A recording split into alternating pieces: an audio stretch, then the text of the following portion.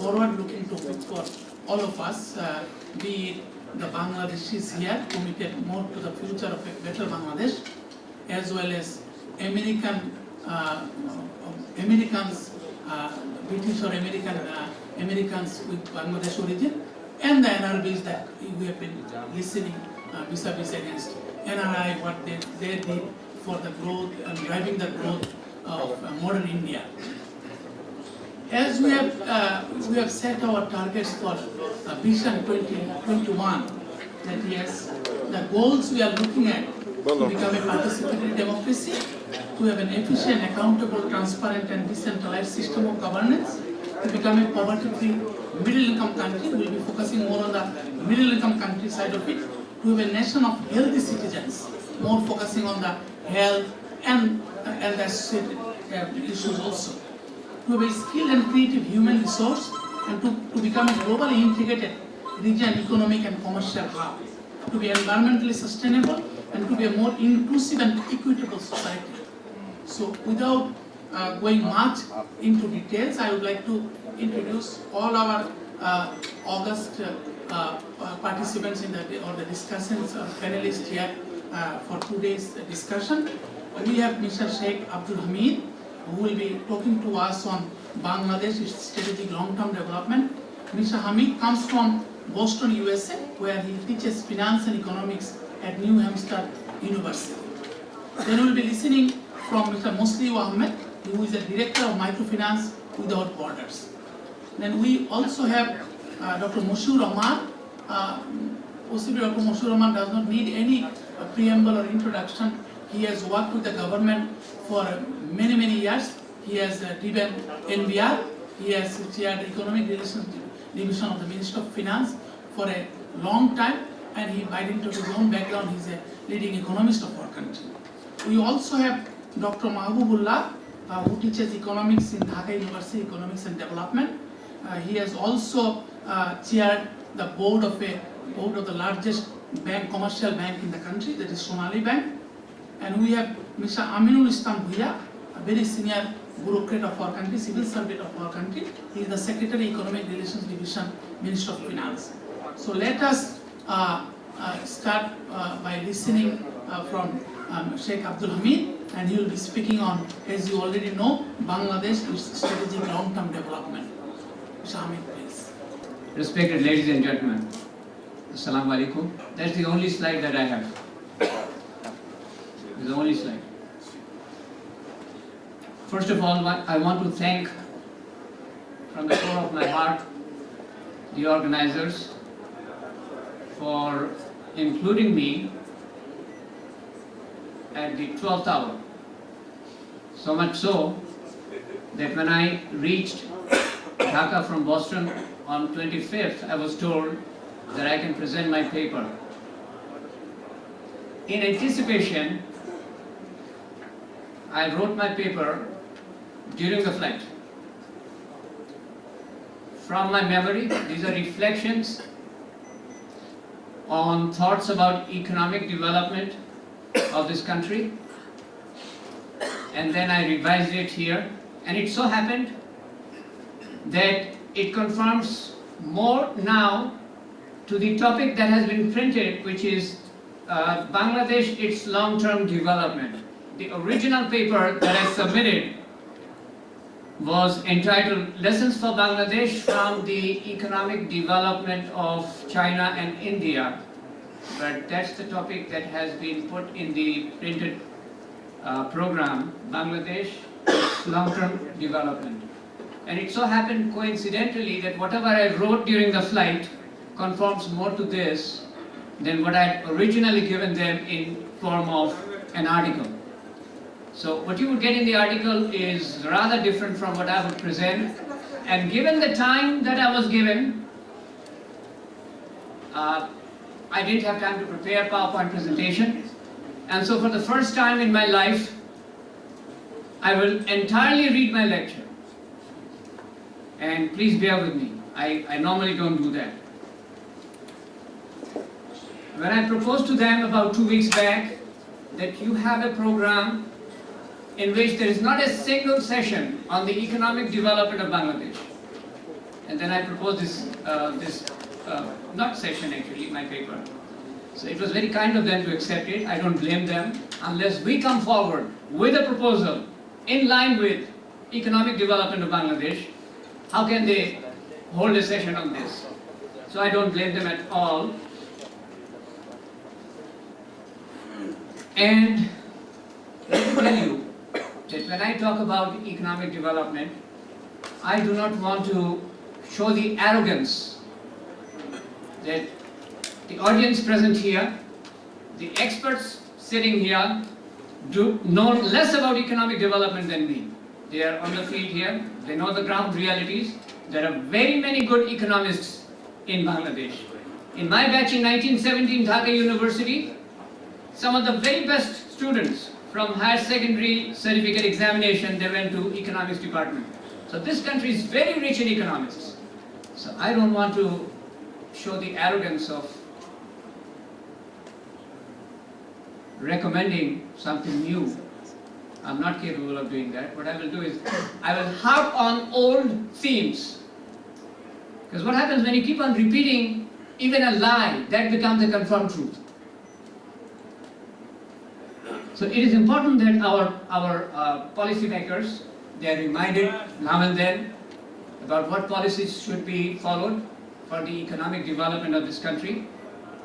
One of them is my very close friend, and I know how busy he remains in trying to implement different projects from one meeting to another. So they don't have time to sit back and reflect what are we doing and what are we not doing so that the country is not progressing in the path it should progress. They don't have time. So in line with that is my speech, and I will start with the story of a person that I know personally, who has stepped into his evening of life. 40 years back, he was in his teens in Sheraton College. And in traveling, or while traveling from Dhaka to the college, he looked at the plight, the suffering of the teeming masses, the villagers of rural Bangladesh, and he was very touched. His eyes would be moistened looking at the suffering of the people in the rural Bangladesh, and he resolved to do something in his life for these suffering people. And his peers and his juniors and his teachers felt that the Almighty had endowed him to do something for the country, to change the fate of the suffering people. But it so happened that after he graduated from Sheraton College, the Almighty had other plans for him. He had a terrible medical reaction of injections, and he was crippled for life. And he could not pursue the obsession that he set for himself, which is to change the fate of people through power politics. He could not do that. And that person is standing in front of you. The reason why I narrated that story is this is a topic which is very dear to my heart. The economic development of Bangladesh. I've looked at great alarm at the stagnant, I would rather call it stagnant condition of Bangladesh.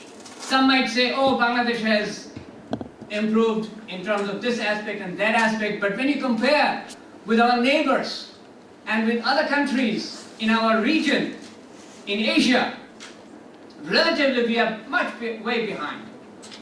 And so whatever progress we have made, we cannot claim any credit for that. We are languishing behind. So now let me start reading. And once again, this is the first time I'm doing this. For shortage of time, I couldn't prepare.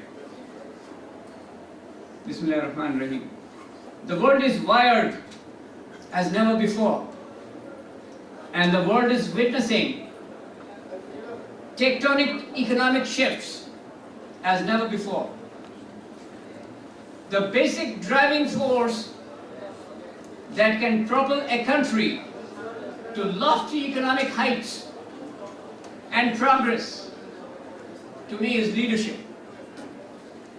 The ability to dream pragmatically, inspire people towards a lofty set of goals, and direct, control, and coordinate their actions as they are inspired to march towards the goal.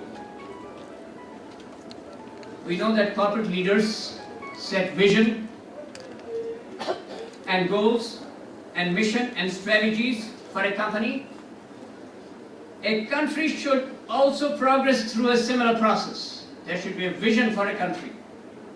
In my assessment, this country produced two political visionaries in its history, and the lives of both of them were tragically cut short, and for both through violent means. We do not have too much history to evaluate their accomplishments, and I hope you understand who I am referring to. Jatir Pita Bangabandhu Sheikh Mujibur Rahman and Jatir Ghoshok, General Ziaur Rahman. You may always disagree with me, and disagreement is a healthy sign. Actually, the first draft I prepared was more strident in terms of the tone, and I had to tone it down because I wanted to walk out safely from this road. I wanted to walk safely in the streets.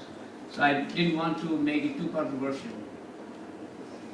Since the early 1980s, I do not see any visionary, again you may disagree with me, in the political landscape of this country.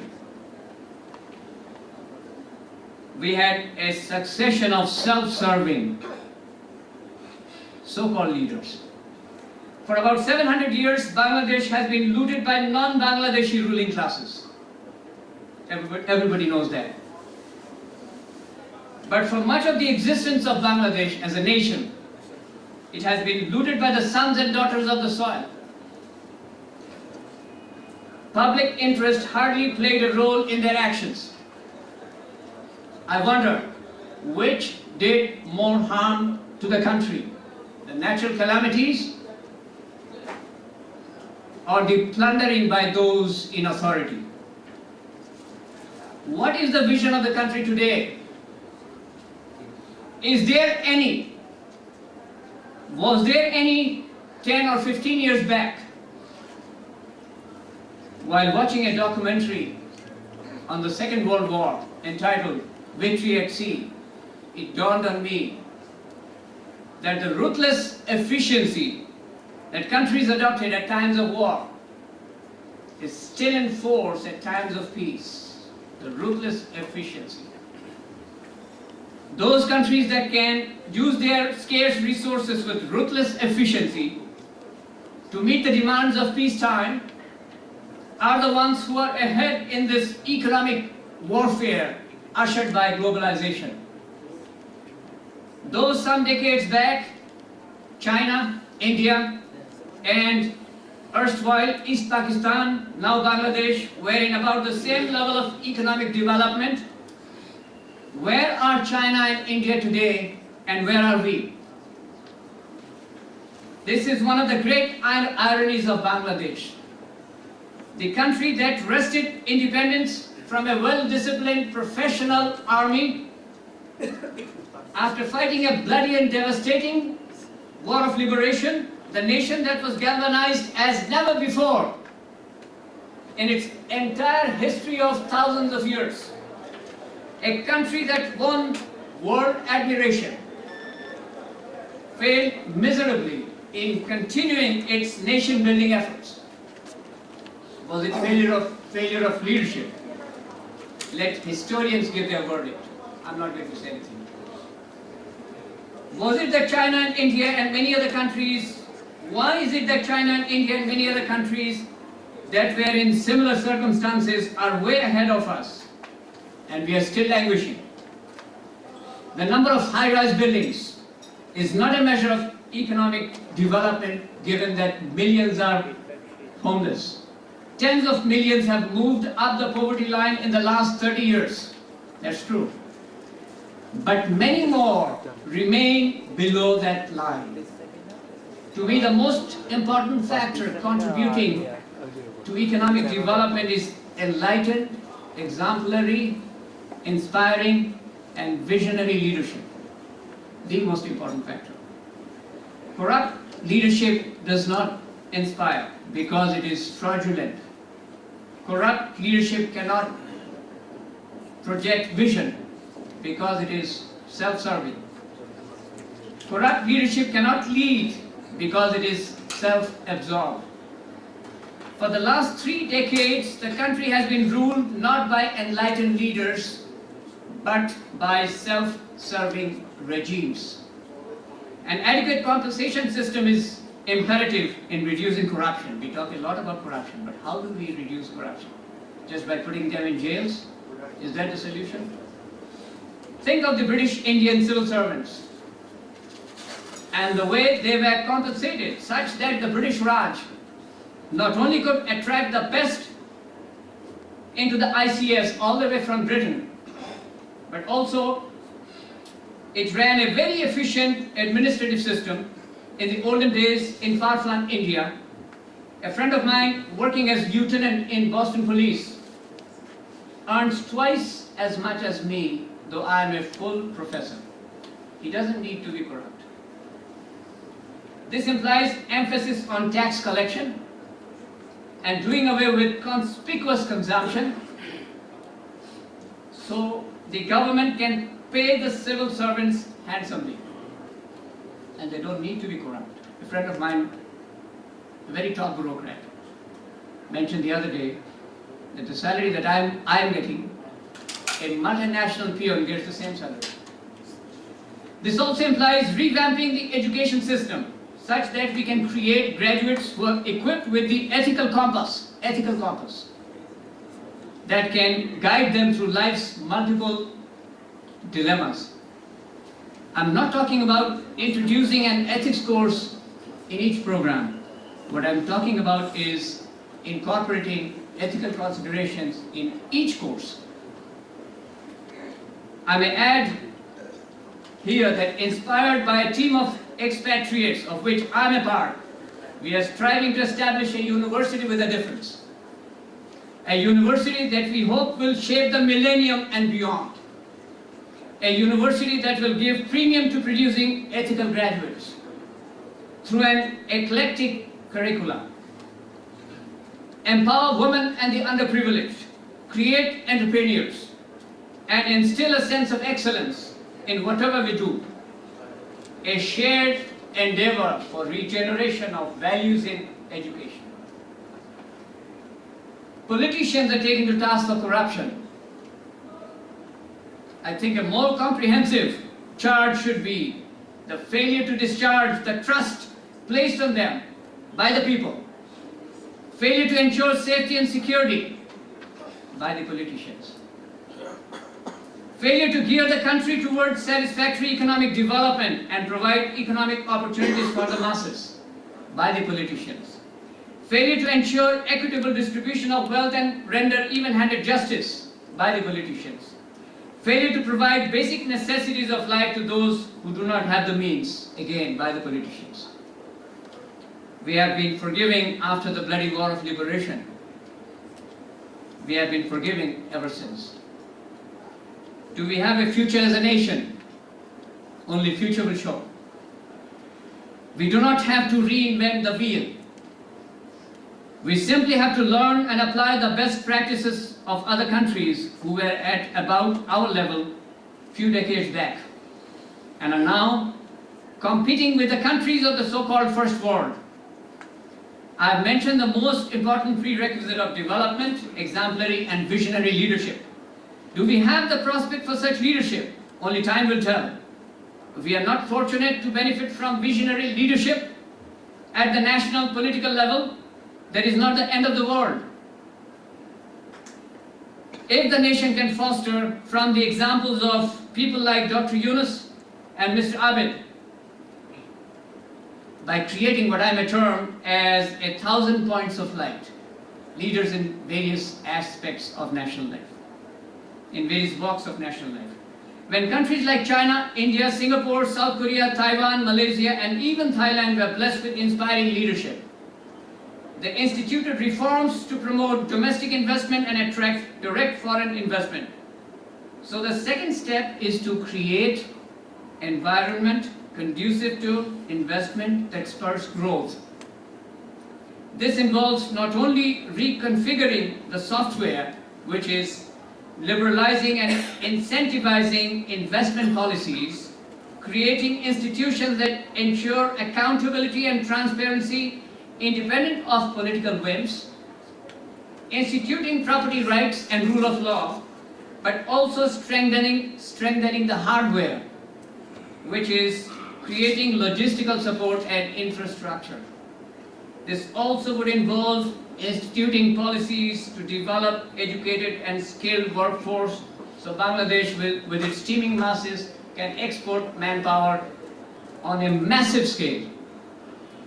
Establishment of rule of law is a top priority. It involves a functioning economy, a free and fair political system, the development of civil society, and public confidence in the police and the courts. Bangladesh, and again all of you know nothing is new virtually, Bangladesh is beset with multifarious problems. Chronism, kleptocracy, and I define it as rule of the few, for the few, by the few, the regime in power. Kleptocracy, bureaucratic entanglement, inconsistent policies, mismanagement, wastage, tremendous wastage in this country.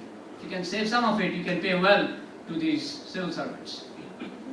Corruption, strikes, instability, indiscipline, bordering on chaos, and I could, each one of you can talk for hours on chaos and indiscipline in this country. And no country can progress without discipline. Think of China, very disciplined people, very disciplined. Countries that achieved respectable levels of economic development did so to a large extent by emphasizing and developing its manufacturing base. Manufacturing base is very important. Grameen Bank is one of the highly regarded success stories in Bangladesh. But it has basically extended a lifeline to the marginal people. So they can stay afloat for some time. Until a strong manufacturing sector emerges and creates abundant and well-paying jobs that can enable them to move up to the next economic strata.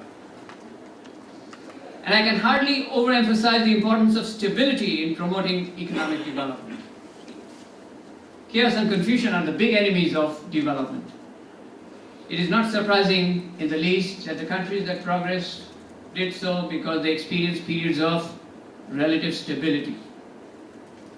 In many cases, the stability was the result of uplifting and charismatic leadership.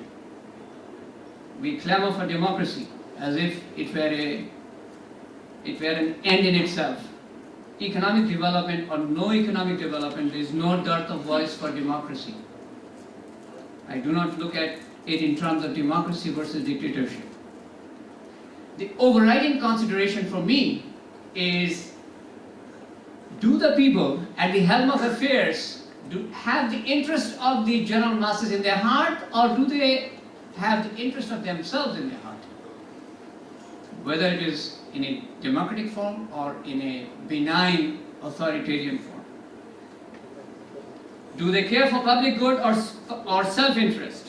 We have elections in Bangladesh, but election by itself does not mean we have democracy. What we have is, as I mentioned earlier, kleptocracy.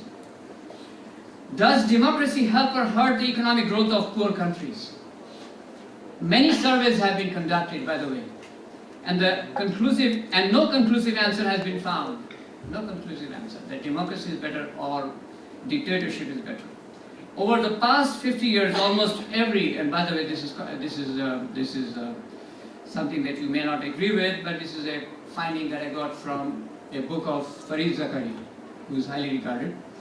Over the past 50 years, almost every success story in the developing world has taken place under a liberal authoritarian regime. Let me read it again.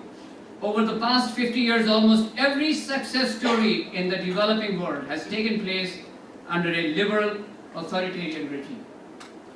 Wealth consisting of natural resources hinders both political modernization and economic growth. Two Harvard economists, Jeffrey Sachs and Andrew Warner, looked at 97 developing countries over 2 decades, 70s and 80s, and they found that natural endowment was strongly correlated with economic failure. More natural resources, less economic development. On average, the richer a country was in mineral, agricultural and fuel deposits, the slower its economic growth. Consider Saudi Arabia and Nigeria. Countries with almost no resources, such as those in East Asia, grew the fastest. Those with some resources, as in Western Europe, grew at a rate in between these two extremes. There are a few exceptions though. There are always exceptions to the rule. Chile, Malaysia, United States, who are endowed with natural resources, and also they are rich. They grew at respectable levels. Why are unearned riches such a curse? Because they impede the development of modern political institutions, laws, and bureaucracies. East Asia was blessed in that it was poor because it had to work harder to develop. Governments with treasures in their soil have it easy. They don't work hard and they don't have to give the rights to the people. When a government taxes its people, it has to provide benefits in return. Services, accountability, good governance, and finally, liberty and representation. The key test of a government's legitimacy is tax collection, because it does not require a vast police force, but rather voluntary compliance with the law. No government has a large enough police force to force people to pay taxes. So if people are paying taxes, that gives legitimacy to the government. Unfettered economic development is not an unmixed blessing. It has its fallout. One of them is damage to the ecosystem, which in the worst case scenario threatens human existence as we know it today, worse than the world wars. Other fallouts we see are inequitable distribution of wealth and vast disparity between the rural areas and the urban areas. This dual lethal combination is creating social unrest in many emerging countries of the world. On the eve of India's freedom, Mahatma Gandhi was asked, would you like to follow the economic model of your former master? And he replied in the negative. And then he added, if it took Britain the rape of half the world to be where it is today, please forgive my using this, Mahatma Gandhi used that word. If it took Britain the rape of half the world to be where it is today, how many worlds would India need to rape? Free India abandoned Gandhi's vision of an India in which each village would be a self-reliant, self-sufficient economic unit. And so India, in other words, I have to make it short, so India, in other words, took the western path of resource intensive and capital intensive development model, which also created a lot of pollution and also the accompanying problems that we see. So how do I cut short? If it is 5 minutes, then I can finish. The world's ecological capacity is insufficient to satisfy the ambitions of all countries. The gigantic challenge for mankind is to devise a model of economic development based on technology requiring low consumption of natural resources that provides opportunity for all with marginal damage to the economic ecosystem and optimal use of human resources. In other words, it is value-based, environment-friendly and sustainable development model, a model in which nobody is left behind. These considerations have to be taken into account by all nations. We share a common planet. But what is especially relevant for countries like Bangladesh is abiding by the rules of engagement in a fiercely competitive world created by forces of globalization. I fear this country and its leaders do not understand the forces of globalization. The proof is in our self-absorption of the leaders and endless quarrels and squabbles. The proof is that most projects and programs started by a government is abandoned by the next government, causing debt, causing wastage of hundreds of millions of dollars. The role of political opposition party is not to thwart the party in power. The role of opposition party is not to wage movement to unseat the party in power before it finishes its elected tenure. The first job of a party that comes to power is not to stop all projects and programs started by the previous government. Not everything that a party does is necessarily good, but not everything is bad either. Intolerance, inconsideration, and injustice are our worst enemies. Survival in this age of globalization involves making the private sector the engine of growth, and that would involve, number one, maintaining low inflation and price stability. The present government is in great peril, by the way, in terms of prices. Shrink size of state bureaucracy, aim for balanced budget, privatize state-owned industries and utilities, deregulate the economy and promote competition. The Asian tigers, on the other hand, are characterized by work ethics, which we need to develop, discipline, and I had a story on this which I cannot share, participative management, state protection, easy loan. These benefit the Asian tigers. Some sort of protectionism initially would help, otherwise the wolves will eat us up. Armed with comprehension of the threat of globalization, political will, national resolve, appropriate policies, consistent application, transparency, free press, firm stand against lawlessness, insecurity and corruption, our cheap labor and natural resources can be transformed into an asset in combating the ruthless challenges we face in an era of globalization. May the Almighty bless Bangladesh. Thank you all for your time and patience. Now we'll be listening from Mr. Muslim Uddin Ahmed, who joins us from United Kingdom. He is the Chief Executive Officer for Microinsurance Research Center based out of United Kingdom. Assalamu alaikum. It's a privilege for me to be here, and I thank the organizers for giving me the opportunity.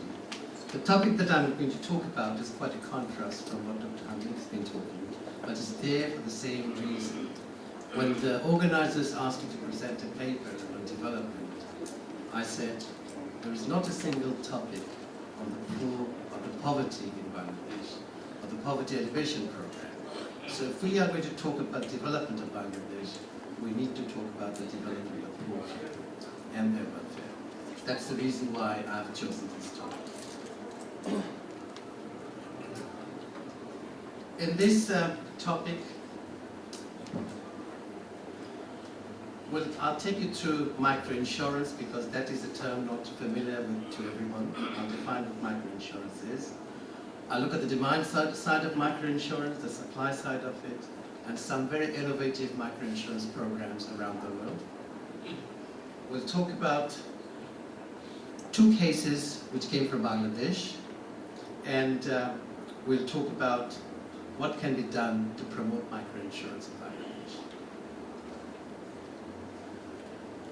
Why am I talking about microinsurance in this seminar where all high-tech topics have been spoken about? It's because microinsurance was really pioneered in Bangladesh. It was pioneered by late Mr. Shafat Ahmed Chowdhury, was the first Bangladeshi actuary. We started the Grameen Bima program in 1998 with Delta Life. People from all over the world have come to Bangladesh and to Delta Life to train on microinsurance. I did my own training with them. But Bangladesh has fallen behind in microinsurance today. Innovations of microinsurance are taking place in other countries of the world, not in Bangladesh, as you will see in our few examples that have come forward. But Bangladesh can lead the game, can gain the lead again. Let's define microinsurance. It's easy to tell you what microinsurance is not. People mistake microinsurance as a charity like they always do with microcredit. It is not a charity. Microinsurance has to be paid for. It has to be sustainable for it to work. It will never work with subsidy. Microinsurance is not risk prevention. It is a risk transfer. It does not prevent risk. The storm, the flood, the fire, the risk is always there. Microinsurance will not prevent it. It does not prevent losses either. If the fire takes place, your house will burn down. You will have financial loss. It cannot prevent that loss. It can compensate you for that loss. Many people think microinsurance is a small insurance company. It is not. Neither is a downsized insurance product. Microinsurance has to be purpose developed. It is also not a magic bullet. It's not the cure for all the problems of the poor people. It is risk management. It is financial compensation in the event of a loss. If we separate micro and insurance, it's easy to understand the impact of microinsurance. Insurance is a financial product that uses a risk pooling to provide financial compensation in the event of unexpected losses. When it comes to microcredit and microinsurance, micro does not mean small. Micro means mega, because it has the ability to reach millions of people, which a conventional insurance and conventional bank loan cannot meet. In the context of Bangladesh, only 5% of the people probably can avail bank loan. But 90% of Bangladeshis can avail microcredit, and they can avail microinsurance. So micro is a product that is designed to be appropriate for the poor in relation to their cost, terms and coverage. They should be able to understand what it is, they should be able to afford it, and they should need it. Only then it is microinsurance or microcredit. To understand microinsurance, we need to understand the life cycle of the poor. If we look at the life cycle of the poor, it's like your and our life cycle. At every point of life, at every step of life, their financial needs are exactly like ours, except that we are better equipped to cope with them. The poor cannot. Poor can probably come up with savings as their only tool for fighting a risk. But once that saving is depleted, they have nothing to depend on, nothing to fall back on. This is where microinsurance comes in. We have heard of microcredit. It's been talked about a little while ago over here. It's a very successful program for poverty elevation. So why are we talking about microinsurance? Why isn't microcredit enough? As we know, microcredit creates a liability. It also creates a risk. It's a risk for the borrower and a risk for the lender. We have a banker sitting over here, and he can tell you, and another banker sitting over there, as soon as you lend money, you create two risks. The lender is worried that he will not get his money back, and the borrower is worried that he may have an accident, he may die before he is able to pay his money back. That's why microcredit itself is not enough to fight poverty. you need to supplement it with something else. And microinsurance is one of the products. Why microinsurance? Microfinance helps people to move out of poverty with credit, savings, leasing, and other products. And microinsurance helps them protect those gains. Without that protection, the gains that they make through microcredit will be lost.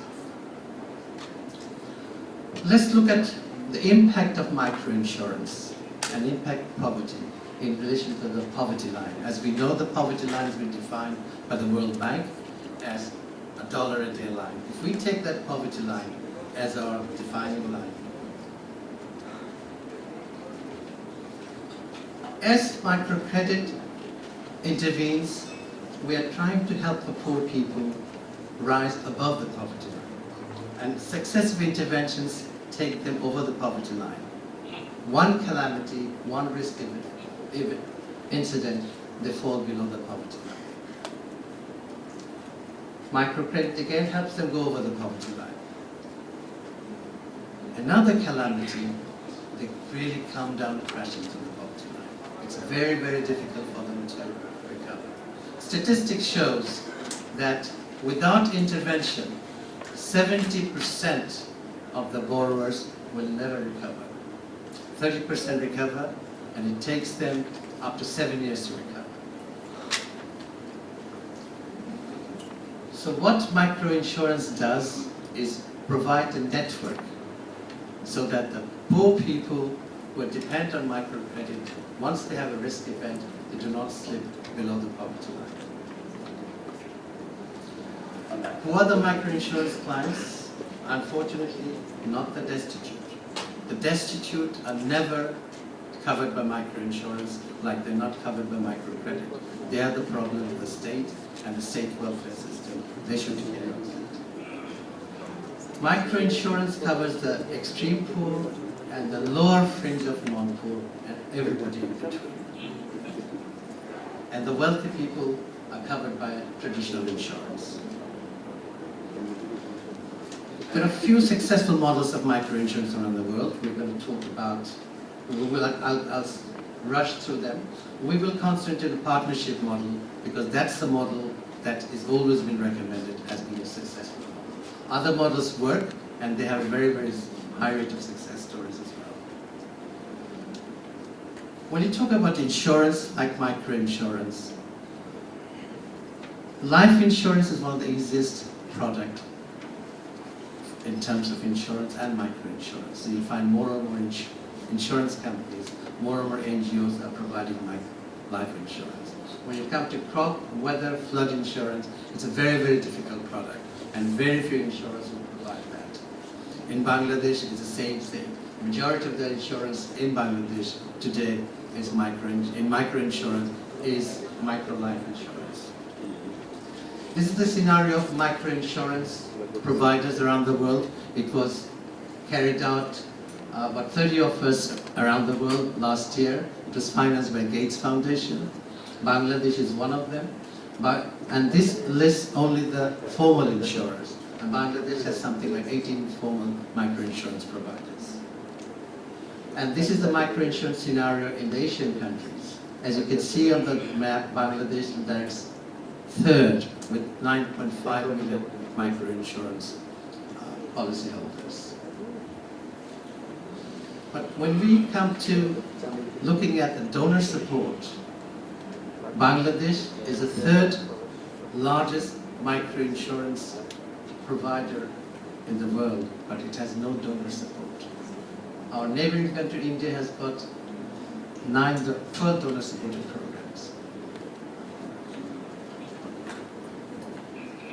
Different microinsurance products around the world. They copied microinsurance from us, they took it, and they innovated microinsurance. Unfortunately, Bangladesh has got only 3 products: life, livestock, and assets. Little bit of fire insurance. Sorry, healthcare. Little bit of healthcare insurance. They're missing in other products. Some successful examples of microinsurance in other parts of the world. Bemosiva in India has an excellent product called integrated product, which is health, asset, and life product put in together. Excellent benefits. They have maternity benefit, dental benefit, hearing benefit, hearing aid benefit, and funeral insurance. Their funeral benefit, assets, houses are covered, livestock is covered, all under one policy. This is again, India has innovated. We could do with something like that. Rainfall insurance. We could do with something like that, but India has rainfall insurance. It's indexed to rainfall.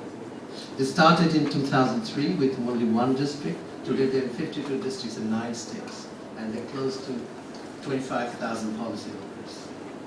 This is a beautiful policy that's come up in Colombia, like that, which not only covers the policyholder on the family of the policyholder with compensation of £1,250 on death, but it also covers the policyholder's families for the next 2 years. It provides education expenses, medical expenses, monthly food vouchers, and utility bills. We could do with a product like that in Bangladesh. Healthcare insurance in Africa with the ID card. Excellent healthcare provision.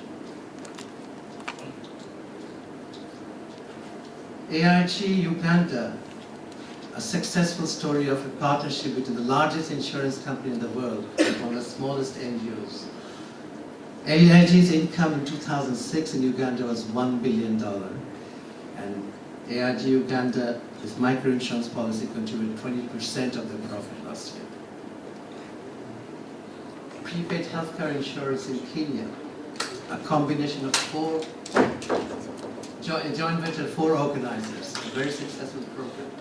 Our poor people could do with that. Funeral insurance, another example.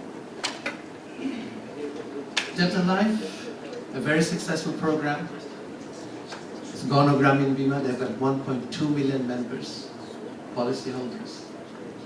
It's delivered to their own workforce, part-time ladies working, housewives working in the villages. And they also provide loans and policies, and they have access to savings during the term of the insurance. Flood insurance in China. We could do with that. Even the government is subsidizing that. But we need flood insurance in Bangladesh as well. I'll skip through that, short of time.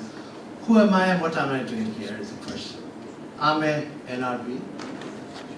I had the privilege of learning about microinsurance in Bangladesh with Delta Life from Mr. E Chowdhury. I live in the UK. I run a research center. I'm here in voluntary work with an NGO called RAPO. And our aim is to produce or promote partnership with NGOs and insurance companies. The roles that NRBs can play, we can create awareness amongst the governments in the country that we live in about the poverty. We can lobby the governments, we can give voluntary time, particularly the doctors, we can do that. The resident NRBs, resident Bangladeshis can facilitate that. Government has a role to play. They have to give the conducive environment to promote microinsurance. They have to have poor legislations, and they can remove anomalies that are in the laws. There are anomalies in 2 laws related to insurance in Bangladesh. The Insurance Act 1938 contradicts the Micro Credit Regulatory Act that has been enacted today. The government needs to remove those anomalies. Thank you very much. Thank you, Mr. Musliuddin Ahmed. He basically focused on microinsurance and how this can be a risk management as well as a savings plan for especially the NGOs, and he did focus on partnership between the NGOs and the microinsurance sector.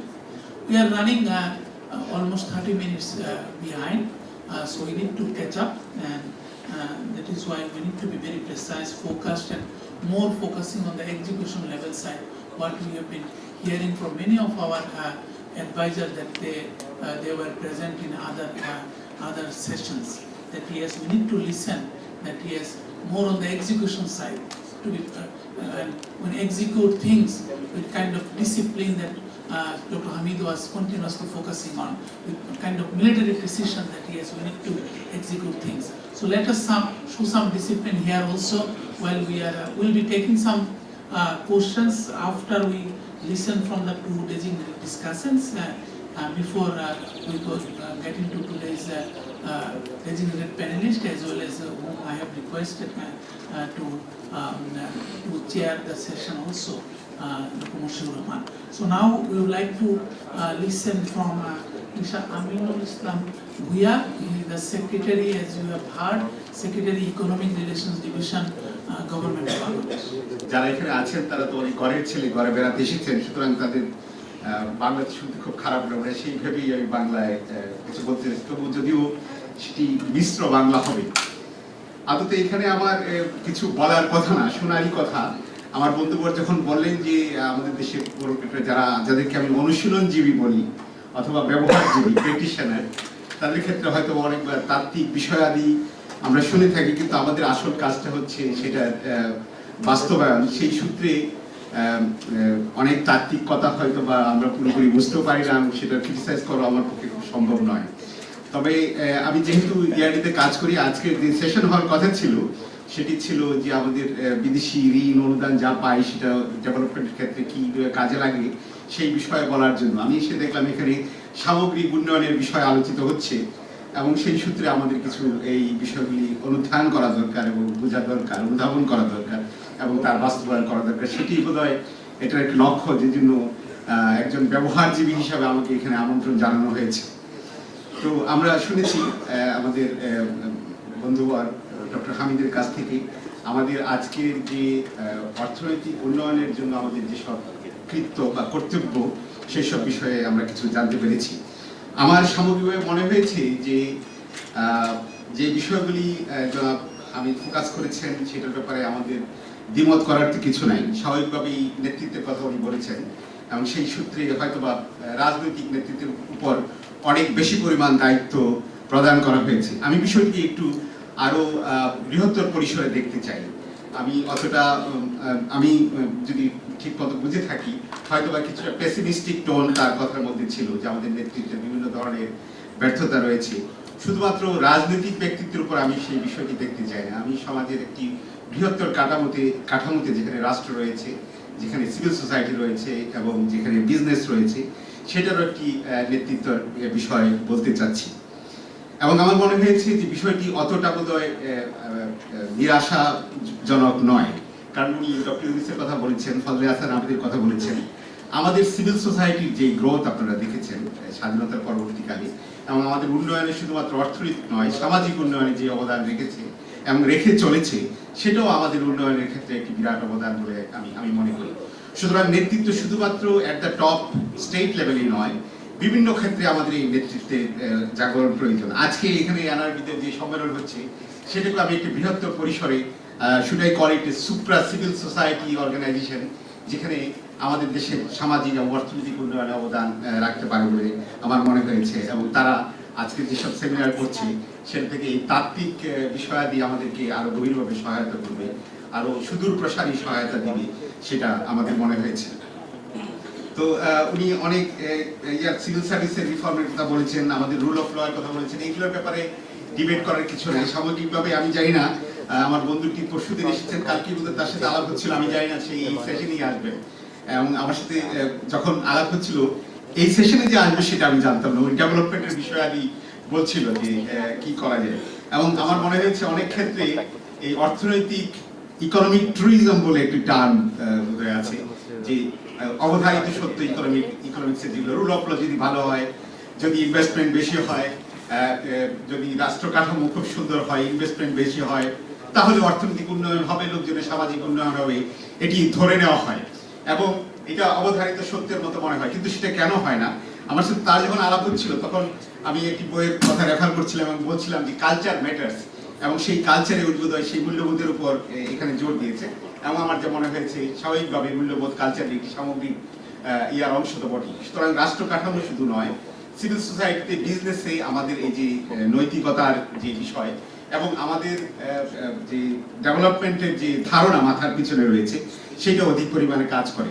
আমি বাংলাদেশি বা বাঙালি সমাজ সম্পর্কে যদি বলেন, আমি অতটা নিরাশাবাদী নই। আমি এই সূত্রে নিরাশাবাদী নই যে আমরা একটি মুক্তিযুদ্ধ করে একটি দেশ স্বাধীন করতে পেরেছি এবং পরবর্তীকালে আমাদের যে কিছুটা উন্নয়ন হয়েছে এটা সবাই স্বীকার করে। একসময় এটাকে বাস্কেট কেস বলা হতো কিসিঞ্জারের, সেইখান থেকে তো অনেক দূর আমরা এসেছি। আমাদের দেশে নোবেল লরিয়েটের জন্ম হয়েছে, আমাদের দেশে সিভিল সোসাইটি একটি প্রতিষ্ঠিত সিভিল সোসাইটি হয়েছে, বিজনেস অনেক বেশি না হলেও কিছুটা প্রসার লাভ করেছে। এবং আপনারা হয়তো এই রাজনৈতিক যে ঢামাডোল যেটার কথা বললেন আমার বন্ধু আব্দুল হামিদ, সেই জিনিসটি দেখেছেন। তার মধ্যে ঘুরে দাঁড়ানোর একটি সুযোগ হয়েছে।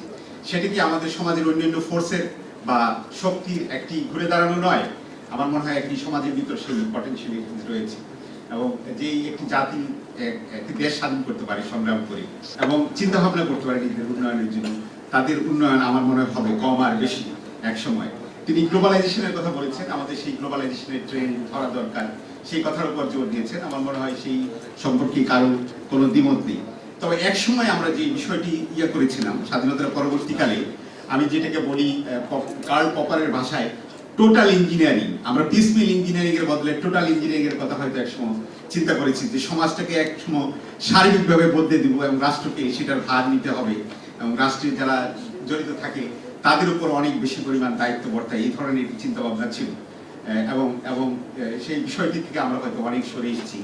আমরা এখন যে এই ধরনের, ডক্টর হামিদও বলেছেন যে the wheel doesn't need to be invented anew, নতুনভাবে অনেক হুইল হয়তো আমাদের জানা আছে কিভাবে আমরা করবো, সেটার প্রয়োগ লাগে, কিন্তু সেই সূত্রে আমাদের কালচার হয়তো নতুনভাবে বিন্যস্ত করতে হবে এবং উন্নয়নের দিকে আমাদের ধ্যান ধারণাকে আরো বেশি পরিমাণ প্রতিষ্ঠিত করতে হবে। তো যেই ইলসের কথা এবং যেই অবিন্যাস বিশৃঙ্খলার কথা বললেন, সেই একটি সমাজ সবসময় সেটার ভার ধরতে পারে না এবং নতুনভাবে ঘুরে দাঁড়ায়। আমার মনে হয় আমাদের এই ঘুরে দাঁড়ানোর সময় এসেছে এবং আমরা কিছুটা ঘুরে দাঁড়িয়েছি। সুতরাং সেই সূত্র আমার মনে হয় যে আমাদের ভবিষ্যৎ কিছুটা উজ্জ্বল। আপনারা যদি এই দায়িত্ব রাষ্ট্রের উপর বর্তান, সেখানে ব্যুরোক্রেসির উপর একটি দায়িত্ব বর্তায়, আমাদের সেই সব নীতিমালা অনুশীলন যথার্থভাবে করা দরকার। অনেক বেশি পরিমাণ ইনএফিসিয়েন্সি আছে। ডক্টর হামিদ ইনসেন্টিভ স্ট্রাকচারের কথা বললেন এবং ব্যুরোক্রেটিক ইনএফিসিয়েন্সির কথা বললেন। একটা কথা তো মেনেই নিচ্ছি, যারা বিদেশে চলে গেছেন তারা অধিকতর দক্ষতার জন্য হয়তো তারা সেই সুযোগ পেয়েছেন, অধিকতর দক্ষ সমাজ থেকে এসেছেন, সেটা আমাদের জন্য একটি গুণ, আমাদের জন্য আশীর্বাদ বটে। সেই দক্ষতা আমরা যদি কিছুটা কাজ পাই এবং আমাদের এখানে ইমপ্লিমেন্ট করতে পারি, সেটা হয়তো আমাদের অনেক দূরে এগিয়ে নিয়ে যাবে। কিন্তু আমরা এখানেও হাম্বল ওয়েতেও এখানে ব্যুরোক্রেসিতে এবং রাষ্ট্রে আমরা চেষ্টা করছি সেই সব উন্নয়ন ঘটানোর জন্য। কিছু কিছু তত্ত্ব আছে যে ডেভেলপমেন্ট, যেটা বললেন আপনি ডক্টর হামিদ বললেন যে আমাদেরকে বিভিন্ন জিনিসের সংস্কার করতে হবে। অনেক তত্ত্ব আছে যে ডেভেলপমেন্ট নিজেই কি সেই সব সংস্কার করে, না সংস্কার করলে পরে ডেভেলপমেন্ট, এই ধরনের একটি সার্কুলার তত্ত্ব রয়েছে। আমি জানি না কোনটা সত্য, এই ইকোনমিক তাত্ত্বিকরা হয়তো বলতে পারেন, কিন্তু আমার মনে হয় প্রতিটি জিনিসই হাতে হাত ধরে চলে। সুতরাং ডেভেলপমেন্ট, ইকোনমিক ডেভেলপমেন্ট আমাদের ইন্টারভেন করতে হবে এবং সেই সূত্রে আমি মনে করি যে শুধুমাত্র রাষ্ট্রীয় অর্গানাইজেশনই নয়, সিভিল সোসাইটি এবং বিজনেসকেও সেই সূত্রে এগিয়ে আসতে হবে এবং এর মধ্যে একটি ব্যালেন্সও দরকার বলে আমার মনে হয়। আজকের আরেকটি আলোচনা হয়েছে মাইক্রো ইন্স্যুরেন্স সম্পর্কে। আমি জানি না, I am not a good admire of micro finance, তো মাইক্রো ইন্স্যুরেন্স সেটারই একটি বাই প্রোডাক্ট বলে আমার যা মনে হয়। বাংলাদেশে একসময় যখন আমাদের এই সমাজ বদলের চিন্তা ভাবনা ছিল, সেই সময় কিন্তু মাইক্রো ফাইন্যান্স বা মাইক্রো ইন্স্যুরেন্স সেই চিন্তা ভাবনা ছিল না। একসময় ছিল গ্রামীণ, আপনি ধরেন কুমিল্লা মডেলের কথা বলেছেন, সেই কুমিল্লা মডেলে গ্রামীণ কোঅপারেটিভের কথা ছিল এবং সেখানে অনেকে বলে থাকেন যে অনেক বেশি পরিমাণ সোশ্যাল ক্যাপিটাল যুক্ত হওয়ার বা সোশ্যাল ক্যাপিটালের জন্ম হওয়ার সুযোগ ছিল। সেটাতে বাদ দিয়ে আমরা ইন্ডিভিজুয়ালিস্টিক এই মাইক্রো ফাইন্যান্সের দিকে ঝুঁকেছি। হয়তোবা সেটা আমাদের সমাজে অনেক বেশি পরিমাণ রেজিলিয়েন্সের সৃষ্টি করেছে, কিছুটা ইকোনমিক ডেভেলপমেন্টের সৃষ্টি করেছে। কিছু কিছু ক্রিটিক অনেক বলে থাকেন যে আমরা হয়তো ব্যাটেলে জিতেছি, কিন্তু যুদ্ধে হেরে যাওয়ার একটি আশঙ্কা দেখা দিয়েছে। সমাজে আজকে যে ডিসটেনশন, আজকে যে অবিশ্বাসের যে বিশাল পরিমণ্ডল সৃষ্টি হয়েছে, আবহাওয়া সৃষ্টি হয়েছে, হয়তোবা কেউ কেউ বলে থাকতে পারেন যে আমাদের এই ব্যক্তিগত লাভালাভের চিন্তা এবং সামাজিক চিন্তার এই অবক্ষয়ের জন্য হয়তোবা হয়ে থাকতে পারে, সেই জিনিসটি আরো অধিক পরিমাণে অ্যানালিসিসের দাবি রাখে। তো I can see the technicalities of the micro insurance, যেটা বললেন সেটা হয়তো মাইক্রো ফাইন্যান্সের একটি অংশ, আপনারা চিন্তা ভাবনা করবেন। তো আমাকে আজকে এখানে শ্রবণ করার জন্য সুযোগ দিয়ে আমি যা বলেছি এই তো মানডাইন কথাবার্তা, এটা বলার কিছু নেই, যেহেতু আমি ব্যবহারজীবী, সুতরাং এই সব তথ্য কথা হয়তো বা আমার কিছুটা ব্যবহারে অনুশীলনের কাজে লাগবে। আমাকে এখানে আসার জন্য ধন্যবাদ জানাচ্ছি, আর যারা আজকে বিভিন্ন পেপার পড়লেন তাদেরকেও ধন্যবাদ জানাচ্ছি, আগাম ধন্যবাদ জানাচ্ছি। আমার সিনিয়র অনেকে রয়েছেন, তারা হয়তো অনেক জ্ঞান গর্ব কথা বলবেন, সুতরাং আপনারা তাদের জন্য অপেক্ষা করছেন, এটি আমি মেনে নিচ্ছি। তো আমি সবাইকে আবার ধন্যবাদ জানিয়ে এখানে শেষ করছি। ধন্যবাদ।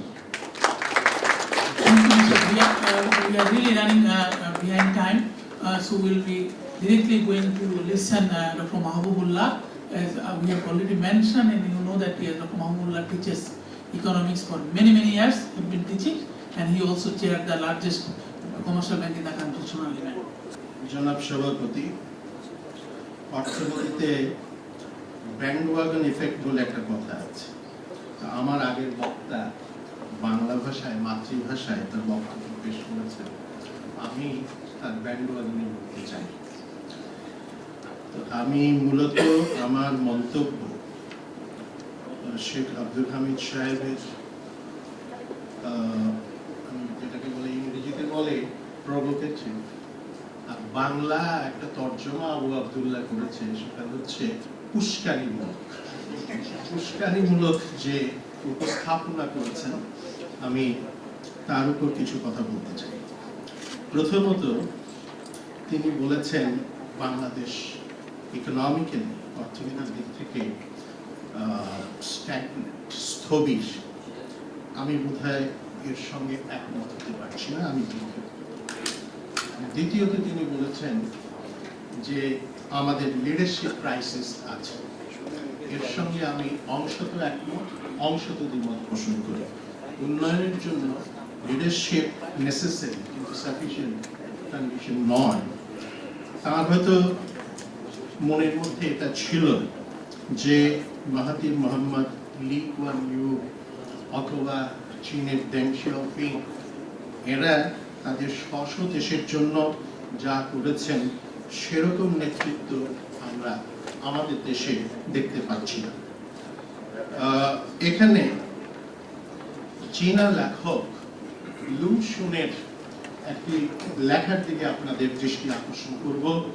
লু শুন তিনি নেপোলিয়ন সম্পর্কে লিখছিলেন। নেপোলিয়ন আল্পস পর্বত অতিক্রম করে যাচ্ছেন তার সেনাবাহিনী নিয়ে। তখন নেপোলিয়ন খুব গর্ব করে বলেছিলেন, তিনি একজন বিখ্যাত জেনারেল ছিলেন। আমি এখানে উপস্থিত সুধীদের মধ্যে জেনারেলদেরকে দেখতে পাচ্ছি। তো নেপোলিয়ন বলেছিলেন যে look, I am higher than Alps. কিন্তু নেপোলিয়ন যে নিজেকে আল্পস পর্বতের চেয়েও উঁচু ভাবতে পেরেছিলেন এবং নিজেকে একজন দিগ্বিজয়ী বীর হিসেবে প্রতিষ্ঠা করতে পেরেছিলেন, তার জন্য তার সেনাপতি সুলভ গুণাবলী যেমন গুরুত্বপূর্ণ, তার সঙ্গে সঙ্গে তার পেছনে যারা সৈনিক ছিল তারাও কিন্তু কম গুরুত্বপূর্ণ নয়। সুতরাং লিডারশিপের প্রশ্ন যখন আমরা আলোচনা করি, আমরা সঙ্গে সঙ্গে যেই জনগোষ্ঠীকে লিডারশিপ প্রতিনিধিত্ব করে সেই জনগোষ্ঠীর গুণগত দিকটিও আমাদেরকে ভাবতে হবে। এবং আমাদেরকে একথাও ভাবতে হবে যে আমরা এই বাংলাদেশে বলতে গেলে আমরা একটা স্বাধীন রাষ্ট্র ৩৬ বছর আগে পেয়েছি, এবং আমাদের যে প্রজন্ম, সেই প্রজন্ম ২ কি ৩ প্রজন্ম শিক্ষার আলোক দেখেছে, এবং আমাদের অতীত জীবনটা ছিল অত্যন্ত ভেবেশিকাময়। সুতরাং আমার এখানে দীর্ঘ আলোচনা করার সময় নেই। এইরকম একটি সামাজিক শ্রেণী কি ধরনের রাজনৈতিক এবং অর্থনৈতিক ভূমিকা পালন করতে পারে সেই সম্পর্কে আমাদের মনে হয় একটু সমাজতত্ত্বের দিকে ফিরে যেতে হবে। তিনি হাই রাইজ বিল্ডিং এর কথা বলছেন, সেটা উন্নয়নের সুযোগ নয়, আমি মানি। কিন্তু এই হাই রাইজ বিল্ডিংটা কি করে হলো তার একটা ইতিবৃত্ত কিন্তু বাংলাদেশে আছে। জেনারেল জিয়ার কথা বলেছেন। জেনারেল জিয়া ক্ষমতায় এসে দেখলেন ঢাকা, চট্টগ্রাম এইসব শহরে মানুষের আবাসনের বিরাট সমস্যা। চাকরিজীবী যারা তারা জানেন যে যেই কি বলে হাউস রেন্ট দেওয়া হতো তাতে বাসযোগ্য কোনো বাসা ঢাকা শহরে বা চট্টগ্রাম শহরে পাওয়া যেত না। তো স্ট্যালিন যখন তার 5 ইয়ার প্ল্যান করেন, তার প্ল্যানের মধ্যে কিন্তু ওই আবাসনের প্রসঙ্গটি ছিল। ফলে সেখানে একটা বিরাট, রাশিয়াতে, সোভিয়েত ইউনিয়নে তখন বিরাট আবাসন সংকটের সৃষ্টি হয় এবং এই আবাসন সংকট যে উৎপাদনের উপর অত্যন্ত নেতিবাচক প্রভাব ফেলে সেটা কিন্তু সেই সময়কার সোভিয়েত প্ল্যানাররা চিন্তা করেন। আপনি যদি রাত্রে ভালো করে ঘুমোতে না পারেন এবং পরের দিনের কাজের জন্য যদি বিশ্রাম না, যথার্থ বিশ্রাম নিয়ে কাজে হাজির না হতে পারেন, তাহলে পরদিন আপনার প্রোডাক্টিভিটির অবস্থা কি দাঁড়াবে, অফিসেই আপনি কিভাবে কাজ করবেন বা কারখানাতে কিভাবে কাজ করবেন, এই দিকটি ভেবে দেখতে হবে। সেই দিক থেকে আমি মনে করি যে এখানে যে আবাসন সমস্যা সমাধানের জন্য যে উদ্যোগ এসছে, আমাদের কাছে একদিক থেকে মনে হতে পারে যে এটা ধনীর বিলাস পেশন বা রিয়েল এস্টেট আলাদের যেটাকে বলে আমাদের মধ্যবিত্তকে শোষণ করা বা লুটপাট করা, কিন্তু তার সঙ্গে সঙ্গে সমাজে কিন্তু অর্থনীতিতে কিন্তু এটা বিরাট অবদান রাখছে এবং সঙ্গে সঙ্গে অল্পবিত্তের মানুষ, মধ্যবিত্ত মানুষও শেষ বয়সের জন্য একটা ছোট্ট কুঠুরি হলেও কিনতে পারছে। এটা তাকে একটা সিকিউরিটি, সেন্স অফ সিকিউরিটি দিচ্ছে এবং এই সেন্স অফ সিকিউরিটির একটা যথেষ্ট গুরুত্ব আছে। তিনি মরাল ভ্যালুজ এর কথা বলেছেন। আমি নিজেও কিন্তু সবসময় মরাল ভ্যালুজ এর কথা বলি। এই মরাল ভ্যালুজ বিশেষ করে আমরা যেটাকে বলি ওয়ার্ক এথিক, এটা খুব গুরুত্বপূর্ণ। একজন ডাক্তারের ওয়ার্ক এথিক, একজন শিক্ষকের ওয়ার্ক এথিক, একজন সোলজারের ওয়ার্ক এথিক, একজন আমলার ওয়ার্ক এথিক, একজন শ্রমিকের ওয়ার্ক এথিক, একজন এন্টারপ্রেনারের ওয়ার্ক এথিক। এই এথিক্স এর প্রশ্নটা অত্যন্ত গুরুত্বপূর্ণ এবং আমি নিজে আমার নিজস্ব গবেষণায় দেখেছি যে বাংলাদেশে যখন সেই জেলে কৈবর্তদের পরিবর্তে এই মুসলমান চাষিরা ল্যান্ডলেস হয়ে যাওয়ার পরে, মানে জেলে হয়ে গেল, যমুনায় মাছ ধরতে গেল, পদ্মায় মাছ ধরতে গেল, তখন দেখা গেল মাছ ধরার যে স্বাভাবিক এথিক্স যেগুলো আছে সেগুলো তারা মানছে এবং ফলে দেখা যাচ্ছে যে মৎস্য সম্পদ বিরাটভাবে ক্ষতিগ্রস্ত হচ্ছে। এবং এখানে ওই যে ডিসকাউন্টিং রেটের কথা যদি বলি, তারা মনে করতো আজকের দিনই সব, discount the future at the rate of infinity. ফলে আজকেই সব মাছ, সব জায়গা ধরে ফেলতে হবে, কারণ যেহেতু তারা জানে যে এই অকুপেশনে তারা হয়তো কালকে থাকবে। আর আগের পরিবর্তনটা ছিল যে চিরকাল এই অকুপেশনের মধ্যে থাকতে হবে, এর মধ্যেই তাকে সার্ভাইভ করতে হবে। সেই জন্য সেই অকুপেশনের একটা এথিক্স তখন গ্রো করেছে। তিনি প্রপার্টি রাইটস এর কথা বলেছেন, অত্যন্ত গুরুত্বপূর্ণ। বিশেষ করে de Soto of the mystery of capital বইটা যারা পড়েছেন তারা জানেন প্রপার্টি রাইটস কত গুরুত্বপূর্ণ। এই যে হাল আমলে গ্রামে গঞ্জে হাট বাজার আমরা উচ্ছেদ করলাম, সেটা না করে কিন্তু আরেকটা বিকল্প ছিল, আমি খবরের কাগজে লিখেছি, সেটা হচ্ছে ইট ইজ ট্রু যে এরা জবরদখল করেছে, খাস জমি দখল করেছে, সরকারি জমি দখল করেছে, এর ব্যাপারে দ্বিমত বা সন্দেহের কোনো অবকাশ নেই। কিন্তু যে কাজটা করা যেত সেটা হচ্ছে যারা দখল করেছিল, কিছু ব্যবসা বাণিজ্য, টুকটাক উৎপাদনমূলক কাজ সেখানে করছিল, তাদেরকে সেখানে 5 বছরের জন্য, 4 বছরের জন্য একটা সাময়িক প্রপার্টি রাইটস তাকে দেয়া যেত with certain terms and conditions. এবং তারপরে আবার সরকারের বা রাষ্ট্রের যদি সেই জমি প্রয়োজন হয়, রাষ্ট্র আবার সেই জমি নিয়েও নিতে পারত। কিন্তু একটা মানে হুলস্থুল হয়ে গেল। আমার মনে হয় যে এই রকম যখন পদক্ষেপ নেওয়া হবে তখন একটু চিন্তা ভাবনা করে পদক্ষেপ নেওয়া উচিত। তিনি বলেছেন একটা দেশে বেশি সম্পদ থাকলেই একটা দেশ ভালো উন্নত হবে, এটা নিশ্চয়তা নেই। আমরা জানি ডাচ ডিজিজের কথা, নাইজেরিয়ার অবস্থা যেটা হয়েছে। কিন্তু আরেকটা কারণেও কিন্তু বেশি সম্পদ বিপদের কারণ, সেটা হচ্ছে তখন বৈদেশিক শক্তির নজর পড়ে আপনার এবং তারা আপনার অভ্যন্তরীণ রাজনীতিতে হস্তক্ষেপ করে। সুতরাং সম্পদ যদি সম্পদ সম্ভাবনা বাংলাদেশের ক্ষেত্রে আমরা দেখছি যে বাংলাদেশের একটা সম্পদ সম্ভাবনা আছে। এই কাজেই এইখানে বাংলাদেশের নেতৃত্বের সাহসিকতা, দৃঢ়তা এবং দেশপ্রেমের যথেষ্ট গুরুত্ব আছে। আর তিনি পভার্টি সম্পর্কে বলেছেন যে পভার্টি ভালো, পভার্টি ইজ গুড, কিন্তু আমি মনে করি পভার্টি ইজ গুড।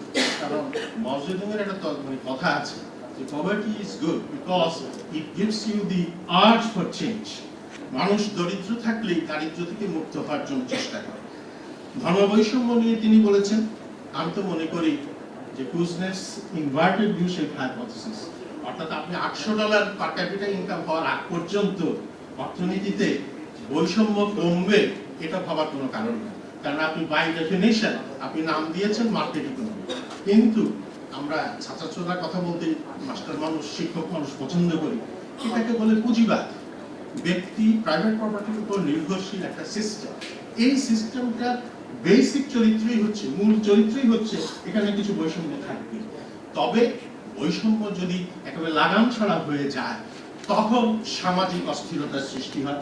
সেক্ষেত্রে রাষ্ট্রের একটা দায়িত্ব আছে সেই বৈষম্যকে কমানোর জন্য ফিসক্যাল মেজার্স নেওয়া, আদার ট্যাক্সেশনাল মেজার্স নেওয়া বা আদার রিডিস্ট্রিবিউটিভ মেজার্স নেওয়া, সেটা রাষ্ট্র অবশ্যই নিতে পারে। তো সবচেয়ে বড় কথা হচ্ছে আমি বাংলাদেশ সম্পর্কে নৈরাশ্য ছড়াতে চাই না। এই বাংলাদেশে 1971 সালের 16ই ডিসেম্বর যেদিন পাকিস্তান বাহিনী আত্মসমর্পণ করলো, সেদিন এই দেশে কারা এন্টারপ্রেনার ছিল? There was not a single entrepreneur. নাম করলে বড় জোর আপনারা হয়তো কি বলে এখানে নাম করতে পারেন বা এরকম দু একটি নাম করতে পারেন। আমি প্রায় বাইবেলকে কোট করে বলি, when Adam dealt and Eve spun, who was the gentleman? সেই সময় জেন্টলম্যান কে ছিল, এন্টারপ্রেনার কে ছিল? একটা এন্টারপ্রেনার তৈরি হয়েছে দেশে, এটা অস্বীকার করলে চলবে না। এখন রাষ্ট্রের দায়িত্ব হচ্ছে সেই এন্টারপ্রেনারকে নার্স করা এবং সঙ্গে সঙ্গে তাকে কিছুটা রেগুলেশন, নর্মস, ডিসিপ্লিনের মধ্যে নিয়ে আসা। অনেক হয়েছে, কিন্তু আমার মনে হয় আমাদের এন্টারপ্রেনাররাও কিন্তু বিশাল প্রতিভা তারা দেখিয়েছে, বিশাল ক্রিয়েটিভিটি তারা দেখিয়েছে। এই এন্টারপ্রেনার মানে খালি যে কেবল এই যে বসুন্ধরা তারা না, এই এন্টারপ্রেনার কিন্তু একেবারে গ্রামের যে কৃষকটি তাকেও কিন্তু আমাকে এন্টারপ্রেনার হিসেবে চিন্তা করতে হবে। এবং সর্বস্তরে এই যে এন্টারপ্রেনার এখানে আমাদের সমাজে সৃষ্টি হয়েছে, আমি তো মনে করি ভারতবর্ষেও এইভাবে এক অল্প সময়ের মধ্যে সৃষ্টি হয়নি। টাটা বিড়লার ইতিহাস পড়েছি, টাটার জীবনীও পড়েছি, কিন্তু তাদের যে উত্থান, সেই উত্থানের জন্য 1860 থেকে আজকে হচ্ছে 2007, কত বছর হলো, এই সময়টা লেগেছে। সুতরাং সেই দিক থেকে আমরা নিঃসন্দেহে আশাবাদী হতে পারি। তবে আমাদের সবচেয়ে বড় ঘাটতি যেটা, সেটা হচ্ছে পলিসি মেকিং এ আমরা চিন্তা ভাবনা করে কাজ করি না। আর এখানে ইয়ারডির লোকজন আছেন, সেক্রেটারি সাহেব আছেন, তিনি বলতে পারবেন বিদেশ থেকে যখন আমাদের টাকা আসে তখন কিন্তু সেই প্রজেক্টের ভায়াবিলিটি এবং সেই প্রজেক্টের আরেকজন আছেন শুরু হয়েছে, তো প্রজেক্টের ভবিষ্যৎ চিন্তা করে কিন্তু টাকাগুলো নেওয়া হয়। সেগুলো যদি সেইভাবে প্রজেক্ট অ্যাপ্রাইজাল প্রপারলি করে নেওয়া হতো তাইলে বোধহয় দেশের অনেক বেশি উপকার হতো। তো আজকে আমরা খুব চমৎকার উপস্থাপনা শুনেছি, তারা বিদেশ থেকে এসছেন, বিদেশে তারা পড়ান, আমরা দেশে পড়াই। তো এর একটা চিন্তার একটা বিনিময়ের একটা সুযোগ এখানে তৈরি হয়েছে। সেই জন্য এই সেমিনারের যারা উদ্যোক্তা, এই কনফারেন্সের যারা উদ্যোক্তা, তারা নিঃসন্দেহে ধন্যবাদ। আরো অনেক কথা বলার ছিল, সময় নেই। তো আমরা ব্রিটিশদের মতো কলোনি তৈরি করতে পারবো, যেটা গান্ধী বলেছে। সুতরাং যা কিছু করতে হয় বাংলাদেশকে কেন্দ্র করেই, এই 56,526 বর্গমাইলকে কেন্দ্র করে আমাদেরকে চিন্তা ভাবনা করতে হবে। ধন্যবাদ। My name is Farzana Bashar Munmun. I'm initially from USA. Actually, I grew up there, but just recently I came to Bangladesh now, and I heard that in India the way they develop their economy is they create a lot of things on their own. They have their own car manufacturer and many other, like even the clothing they avoided the outsiders. I mean, they did their own things. So because Bangladesh has so many resources, as we say, can't we do something in that same approach, so that because we have a lot of things to enrich, to brace, without within. So what kind of development you are thinking? We will get one of the presenters to reply your question. Yes, next please. দারিদ্র্যের একটা প্রধান কারণ আমাদের মনের দারিদ্র্য, এবং সেটা আমি বলছি, আমি জাপান থেকে এসেছি। জাপানিরা সব জ্ঞান বিতরণ করে মানুষের মধ্যে তাদের মাতৃভাষায়। জাপানিরা কি ইংরেজি জানে, ফরাসি জানে, জার্মান জানে, বহু ভাষা জানে। এটা হলো আমার মূল বক্তব্য। তা আমরা এখানে বাংলা সবাই বুঝি, এখানে বাংলায় যদি বক্তৃতা দেওয়া হয় সেটা সবার মধ্যে ছড়িয়ে যাবে, জ্ঞানের গণতন্ত্রায়ন হবে, সেটা উন্নয়নের একটা প্রধান শর্ত, যেটা জাপান তার উদাহরণ। ধন্যবাদ। খুব প্রেসাইজ কোশ্চেন। আমি আমাদের রেসপেক্টেড ইয়ারি সেক্রেটারি সাহেবকে বলবো এক্স্যাক্টলি স্ট্যাটিস্টিকটা ওনার জানা, যে আমরা এনআরবি যে টাকাটা পাঠাই বিদেশ থেকে, এটা এক্স্যাক্টলি আমার অঙ্কটা জানা নেই। সেটা ওয়ার্ল্ড ব্যাংক যে আমাদের এইড দেয় অত্যন্ত কঠিন শর্তে এবং ইউএনডিপি তার চেয়ে অনেক গুণ বেশি। তো সেক্ষেত্রে এনআরবি থেকে উদ্বুদ্ধ করে আরও বেশি বৈদেশিক মুদ্রার প্রবাহ সৃষ্টি করে দেশকে উন্নয়নের পথে এগিয়ে নিয়ে যাওয়া কীভাবে যেতে পারে, সে ব্যাপারে আমি একটু ওনার কাছে জানতে চাইবো। Thank you. Thank you very much. Anything else? Please. I can only take another one question, single question. আমি ধন্যবাদ জানাই যে এই যারা আজকে উপস্থাপক ছিলেন, বিশেষ করে ডক্টর হামিদ। আমি খুব সংক্ষিপ্তভাবে বলছি যে উনি মোরাল ভ্যালুর উপরে এবং আমিনুল ইসলাম সাহেব যেটা বললেন, আমরা কি মোরালিটি শিক্ষা দিচ্ছি? আপনারা কি জানেন প্রাথমিক শিক্ষায় কী শিক্ষা দেওয়া হচ্ছে? আপনারা কেউ জানেন? আমরা যখন পাকিস্তান আমলে, ইস্ট পাকিস্তান আমলে, আমরা যখন 1960 ম্যাট্রিকুলেশন, আমাদের যখন প্রাইমারি শিক্ষা দেওয়া হতো, কি বাল্য শিক্ষাতে কী শেখানো হতো? আজকাল কি সেটা শেখানো হয়? আজকাল সেটা শেখানো হয় নাই। 5 বছর থেকে 7 বছর আপনি যেখানে কম্পালসারি প্রাইমারি এডুকেশন, যেখানে একজন প্রাক্তন অর্থমন্ত্রী বলতে পারে যে 97% অ্যাটেন্ডেন্স আছে, আসলে তো নাই, 40% এটা হচ্ছে তাদেরকে। মাই কোশ্চেন ইজ, আমরা ইচ্ছা করে দেওয়া হচ্ছে। মাই কোশ্চেন, এটা হলো ব্যবসা, তাদের শিক্ষার জন্য করা হয়। এখানে 1000 কোটি টাকার কাগজ লাগবে, ওইখানে 500 কোটি টাকা আমরা ভাগ বাটোয়ারা করে খাবো।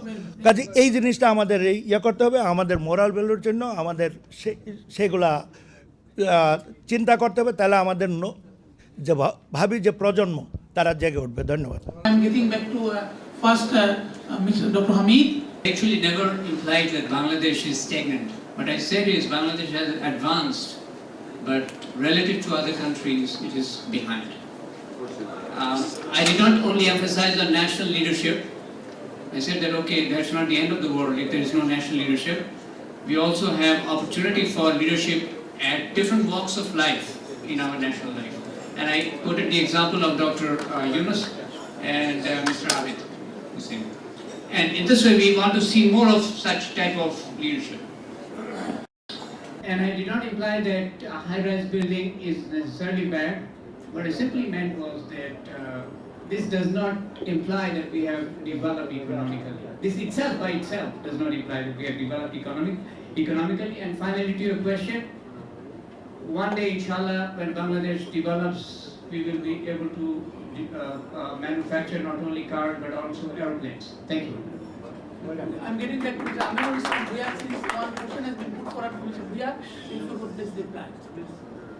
Oh, I'm very weak in physics. Numbers I don't know.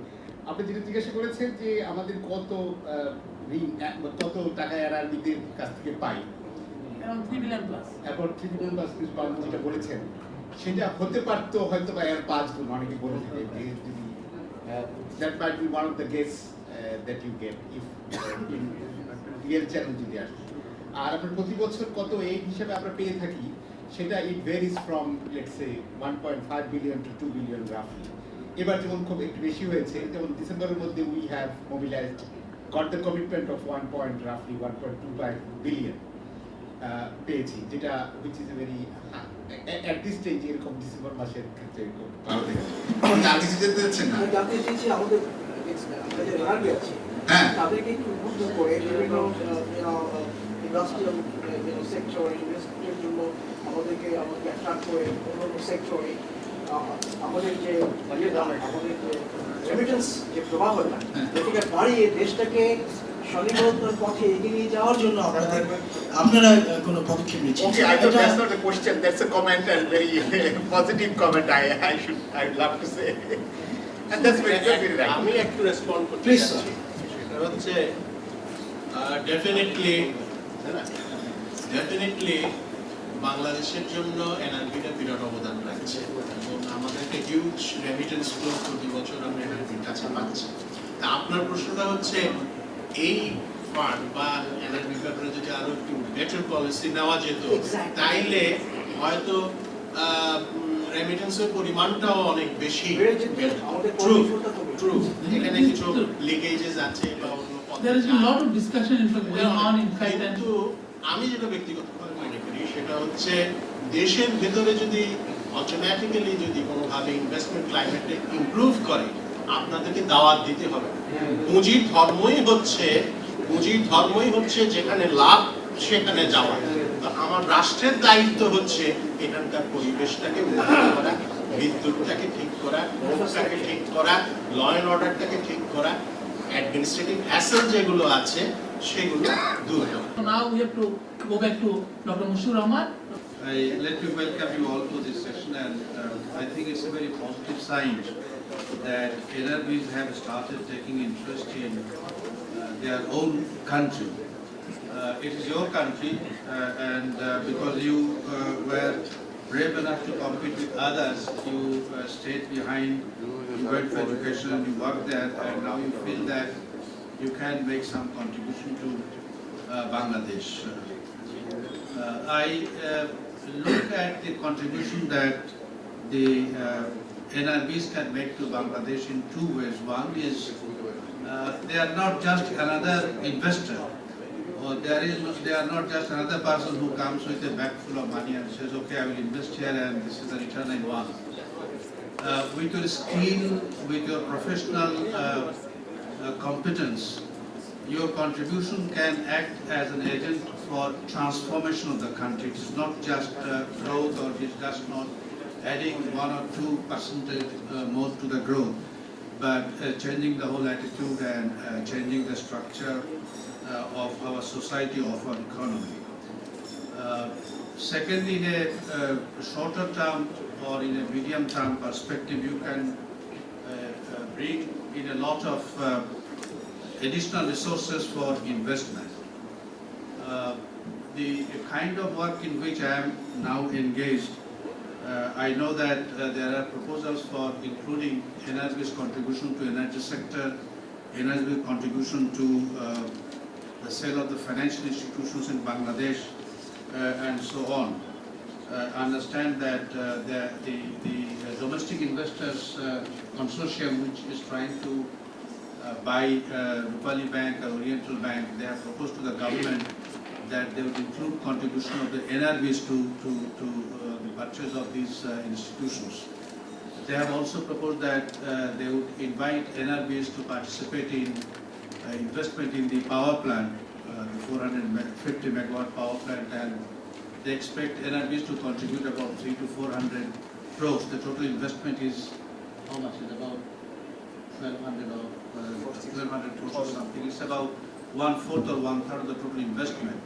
I presume that they would welcome more, and they are in dialogue with the government. Now, Mr.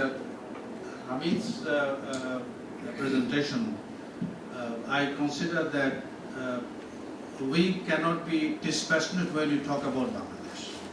There's a passion involved. If we have done something good, I would like to take pride in it.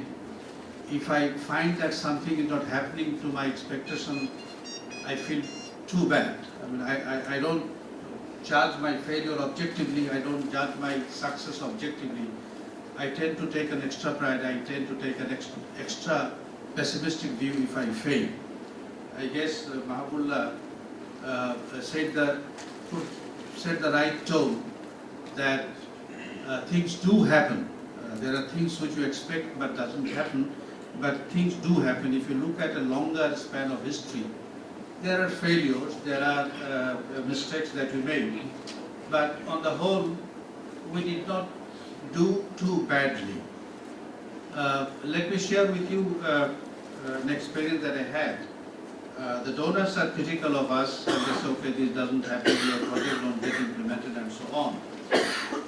I was then working in ERD, and I asked the World Bank resident chief that, okay, if you look at, you say that you do this, you do this, you do this, and this is how you should do. We sometimes don't do it, we sometimes don't follow the way you want us to do it. and you think it is wrong. But what is the result do you expect from it? You want that more people should go to schools, you want that more girls should go to school, you want that there should be reduction in mortality and so on. So you look at the result, and there you find that we have done on many of these things better than many of the neighbors who have done better in terms of economic growth. So there is a question of procedure, there is a question of process, there is a question of your diagnosis of how things should happen. And all of this is directed to certain results. If the results have been achieved, you may ignore the different way of doing this. So he went to one of the meetings to World Bank, he came back and I can also disclose some of the official secrets now, I'm not part of the government. So he gave me a transcript of his presentation to the World Bank's meeting. It started something like this. Bangladesh presents two aspects. You can have an up-close view, you can have a distant view. If you look at it close up, there are many things which are wrong, but if you look at it from a distance, there are many things which happen. That is, and then he went on saying something more on the specific issues that they were discussing. If you don't believe me, I would suggest that you climb up this BSB building's 19th floor. You look at the street that connects that junction in front of Raju to Gulistan. You look at the traffic, you will see that it's a very orderly traffic. I mean, the rickshaws are in line, the automobiles are in line, and you don't see the traffic jam that causes you a lot of discomfort. Then one of the questions was how much do we get as remittance? In the last 3-4 years, it has increased at a very fast rate. I think in 2007, it is close to 7 billion. It is not 7 billion, it's very close to 7 billion. 6 point something. 6 point something. Let me see if I got down some numbers. 5.98, sorry. 5.98. 5.98. 5.98. 5.98, there is some estimation, there are some obviously, but roughly it is about 6 billion. Our annual disbursement of assistance is about 1,500-600 million. In a year when you have disaster relief, it may reach about 17 to 2 billion and so on. But normally it's about 1,500 million. But then you don't judge the value of this assistance only in terms of the money that you get.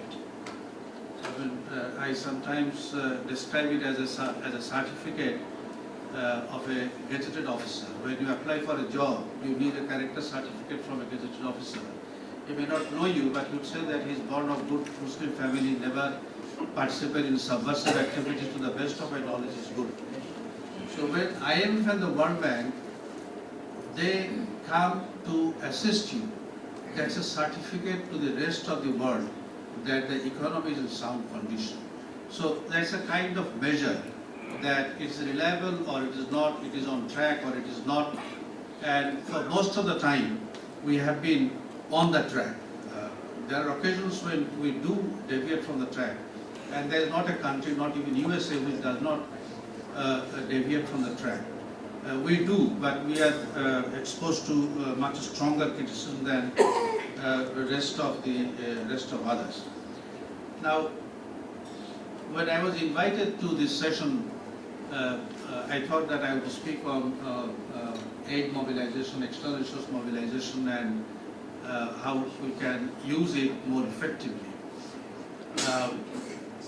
Our budget deficit is about 3.54%. Some or other we have been able to restrain it at that level for the last 7, 8, 10 years. Regardless of whichever party is in office, some or other, there is a fiscal conservatism. We don't overshoot too often. There are month-to-month variation when the press starts shouting, but on the whole, it's fairly stable. Aid accounts for about 2% of the deficit, which is about 1,500 million. if we take remittance at $6 billion, it is 4 times more. So the remittance contribution is much larger than aid, except for the gazetted office certificate. In terms of value, remittance has a much stronger contribution. But aid is a low-cost fund. If we want to use remittance and NRB fund into investment into government's resources, etc., I guess we have to compete with the return that you can get elsewhere. So it is as good as borrowing on the world's capital market. But then it gives Bangladesh a little more freedom of deciding its policy. And I do not think that left to itself, the government would not make sensible policy decisions. There will be errors, there will be judgments occasionally, but on the whole I don't think it will be too bad.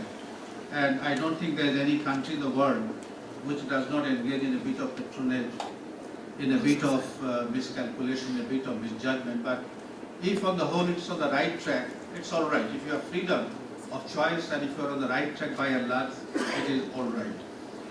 We did talk about ethics and so on quite a lot. There is a temptation to cheat others for selfish benefits. But you cannot cheat too long. I mean, if you cheat your friends, the other members of society for a long time, you find that there is nothing to take away from someone else. So you come back to some kind of honest dealing. Apart from punishment that you may suffer, the social ignominy that you suffer, all these things are there, but you can't cheat and you can't bluff for too long. So you come back to the right course of action. On microinsurance, I wish there was a little more. The presentation was lively, and for me at least it was very enlightening. I didn't know much about insurance. I wish there was much stronger and a little more discussion of microinsurance. My understanding is that microinsurance in our country, somewhere or other, grew within the microcredit operations. As Mr. Musluddin very rightly said, once you start giving loan, you also start thinking about how you ensure repayment of the loan. So it's a phase when a subsistence economy is being transformed into a sort of a modern monetized economy, and you have to bring in the instruments that provide insurance, that provide protection in the to the modern sector. There are 2 or 3 things which I think I might mention about insurance. For the NGOs which provide insurance, the insurance buyer is already available, the group is organized. But when a formal commercial insurer wants to sell an insurance policy to a small insurer, he has to go out finding out an insurer. Perhaps the cost is higher. I don't know how they can manage it. I'm told that the lapse ratio was high, but it has come down to about 50% or so. But I heard from some of these commercial insurance companies that they are a bit lenient to lapses. If an insurer has paid a few installments of premium and then is stopped, when the time for maturity comes, they sort of determine the proportionate value, surrender value, I guess that's what you call it, and they pay them accordingly. So they try to be a little more compassionate. The other thing is, the government has a substantial amount of benevolent fund. There's also a government's pension fund or gratuity fund or some such thing. If this could be linked with insurance, perhaps the government's cost would be, at the same cost, the government would possibly buy more insurance. There is also a possibility of national strategy for social protection. Maybe it is about time that those who know about insurance start thinking about linking insurance with the social protection. Lastly, let me congratulate those who organized this session and also those who presented the paper. It was very stimulating, and if we didn't have, if we have not invented watches, most probably we would have continued much longer. But unfortunately, we are civilized people. We look at watches, and Mr. Mamu is a very conscientious moderator, and he would not like to cause any more discomfort to you. So if we have something vital points to say for the benefits of all of us, you can continue for 2-3 minutes. No, thank you all for being patient. And do not be deceived by Mr. Mamu's introduction. I have worked, and let me end with a story. The son of a colleague of mine went to a school for admission.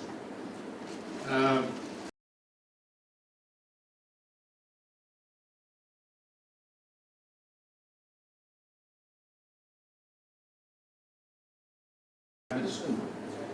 He said that he would not go to his grandfather. The reason is the grandfather cannot teach. And his father said he had been one of the very eminent headmasters. So how do you say that he cannot teach? But the government decided that he cannot teach. That is why he has retired. So I have retired. So do not be deceived by whatever he says. So thank you all for your patience. Thank you very much, Mr. Rahman. Thank you indeed to all of you. My apology for not being able to accommodate all of you. I know how NRBs are deeply engaged, not only to the present, to the future of this country. They really shape out a better future for their own country, because it is all of our country. I know because I regularly read Pratham Alo and Daily Star, and how many people they browse Pratham Alo, they publish a list the next day, and it is Pratham Alo being published, if I am not mistaken, around 300,000 copies. And the number of people browsing Pratham Alo, getting into the website, is more than 600,000. So that speaks that how people feel sitting abroad about their own country that is called Bangladesh. Do we have a future, as Dr. Hamid started the discussion with? Does Bangladesh have a future? Yes, of course. When we look at Bangladesh, 1973, our per capita income was $100.